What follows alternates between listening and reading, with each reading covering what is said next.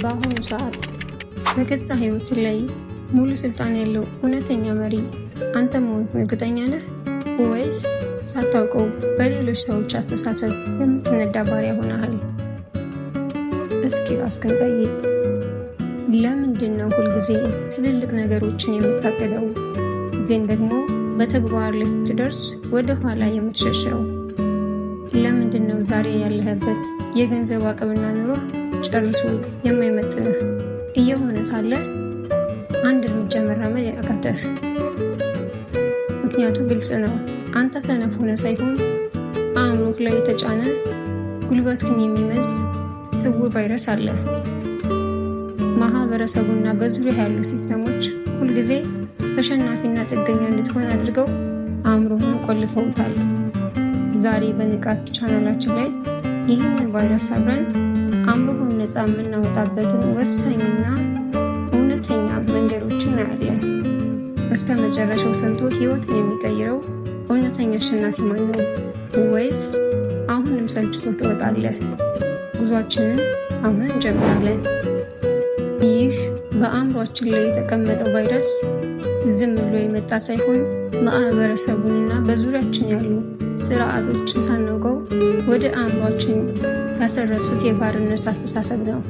ይህ ወጥመድ እንዴት እንደሚሰራ ለመረዳት በመጀመሪያ ማህበራዊ መሐንዲሶች የሰውን ልጅ አእምሮ እንዴት ፕሮግራም እንደሚያደርጉት በጥልቀት አብረን እናያለን። የመጀመሪያው ምዕራፍ 1 የማህበራዊ መሐንዲሶች ድብቅ ጦርነት። ማህበራዊ መሐንዲሶች ማለት በዓለም ላይ ያሉ የሚዲያ ተቋማትን፣ የንግድ ድርጅቶችንና የአስተሳሰብ መስመሮችን የሚቀይሱ ሰዎች ናቸው። የእነሱ ዋና ስራ አንተን ማስተማር ወይም ማበልጸግ አይደለም። ይልቁኑ አንተ ሁልጊዜ ጥገኛ፣ ፍርሃት የሞላብህና በራስ መቆም የማትችል ፍጡር እንድትሆን ማድረግ ነው ዋነኛ ስራቸው። አእምሮህ ውስጥ የጫኑ ትልቁ ቫይረስ እኔ ተራ ሰው ነኝ፣ ሀብታም መሆን ለጥቂቶች ብቻ የተፈቀደ ነው፣ እኔ እድል የለኝም የሚል አደገኛ ሶፍትዌር ነው። ጠዋት ስትነሳ የምታያቸው መጥፎ ዜናዎች፣ ስልች ወሬዎችና የሰዎች ስኬት አንተን ይበልጥ ተስፋ እንድትቆርጥ ያደርጉሃል። ቫይረሱ በየቀኑ አእምሮህን እየበከለው አዲስ ነገር ለመጀመር ድፍረትህን ሙሉ በሙሉ ያጠፋዋል። ጥያቄ፣ እስኪ ቆም በልና ራስህን ጠይቅ። ዛሬ አንድ አዲስ ንግድ ወይም የዩቱብ ቻናል መጀመር ብትፈልግ በመጀመሪያ አእምሮ ውስጥ የሚመጣው ሀሳብ ምንድን ነው? እወድቃለሁ፣ ሰዎች ምን ይሉኛል፣ ብር የለኝም የሚል ፍርሃት ነው ወይስ ምንድን ነው?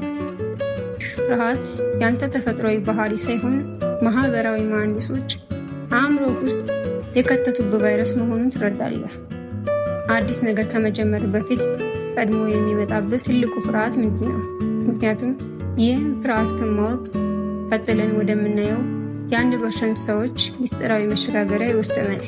ይህ ማህበረሰቡና ሚዲያው የጫኑብን የአእምሮ ቫይረስ በዓለም ላይ ያሉትን 1% ታላላቅ ስኬታማ ሰዎች ለምን ማጥቃት አልቻለም? እነሱ እንዴት ነው ከዚህ ወጥመድ ወጥተው የናጠጡ ሀብታሞች የሆኑት? አሁን ወደ ሁለተኛውና ወሳኝ ምዕራፍ እንላለን። ምዕራፍ 2 የ1% ሰዎች የአእምሮ ጋሻ። የ1% ሰዎች ታላቅ ምስጢር አእምሯቸው ከዚህ ማህበራዊ ቫይረስ ሙሉ በሙሉ መከላከል መቻላቸው ነው። እነሱ የሚጠቀሙት የአእምሮ ጋሻ የተባለው ስልት ነው።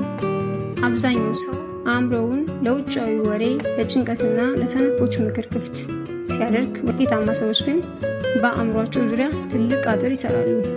ቫይረሱ አእምሮ ውስጥ ሆኖ አትችልም፣ ወደፊት ይከብዳሃል፣ አሁን ባለበት እረፍ የሚሉ ሰበቦችን በየሰከንዱ ያመርታል።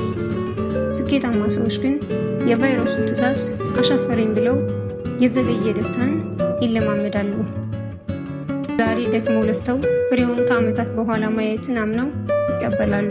ፍጹም ዝግጁ ሳይሆኑ ዛሬውኑ በተግባር መነሳት የእነሱ ትልቁ መለያ ነው።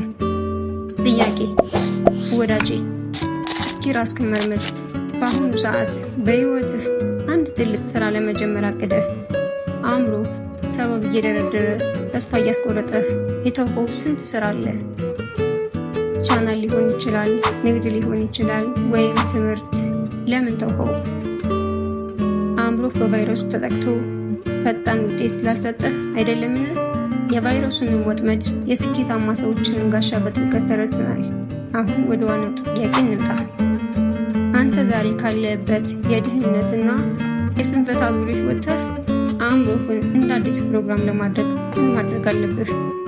የ1% ሰዎች ጨካኝ መፍትሄ እነሆ። ምዕራፍ 3 የአእምሮ ሲስተም ማጽጃ። ይህን ቫይረስ ከአእምሮ ላይ ፈንቅለ የምታወጣው በሁለት ወሳኝ ውሳኔዎች ብቻ ነው። አንደኛው ውሳኔ የአእምሮ ምግብህን ቀይር። በየቀኑ የምታያቸው ቪዲዮዎች፣ የምታዳምጣቸው ሰዎች አእምሮ ውስጥ ቫይረሱን የሚጭኑ ከሆኑ መቼም አትለወጥም። ንስር ወፍ ከዶሮዎች ጋር ከዋለ መብረርን ይረሳል። ምን ማለት ነው? አንተ መለወጥ ከማይፈልጉ ሰዎች ጋር መዋል ከጀመር እንደነሱ ሆነ ትቀራለህ። ስለዚህ ከዛሬ ጀምሮ አእምሮህን በእውቀትና በንቃት ብቻ ገንባ። ሁለተኛው ውሳኔ የተግባር ህግ። አእምሮህ እንድትሰምት ሲያዝህ የ5 ሰከንድ ህግን ተጠቀም። 1 2 3 4 5 ብለህ ቁጠርና ሳታስብ ቀጥታ ወደ ስራ ግባ። አእምሮህ ሰበብ እንዳይደረድር እድል አትስጠው። 99% ሰዎች የሚሸነፉት በማሰብ ላይ ነው። የ1% ሰዎች ግን ሳይዘገዩ በተግባር ያሸንፋሉ። ከዛሬ ጀምሮ አእምሮህን በእውቀትና በንቃት ብቻ ገንባ። ወዳጆቼ ዛሬ እውነቱን አውቃችኋል። ከእንግዲህ መሀል ሜዳ ላይ መቆም አትችሉም። ወይ አውቃችሁ እየኖራችሁበት ያለውን የአእምሮ እስር ቤት ተቀብላችሁ ባሪያ ሆናችሁ ትቀጥላላችሁ፣ ወይም ደግሞ ዛሬውኑ ሰንሰለቱን ሰባብራችሁ ነፃ ሰው ትሆናላችሁ። ምርጫው የነገ አይደለም፣ የዛሬ ነው።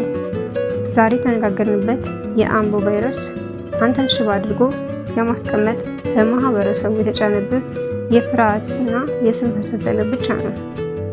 በንቃት ቻናላችን ላይ በየሳምንቱ ቅዳሜ ማታ 12 ሰዓት ላይ አእምሮን በጥበብ የሚያንጹ እና የተሻለ ማንነትን እንድትገነቡ የሚያደርጉ ጥልቅ ምርምር የተደረገባቸውን ይዘቶችን ይዘን እንመጣለን።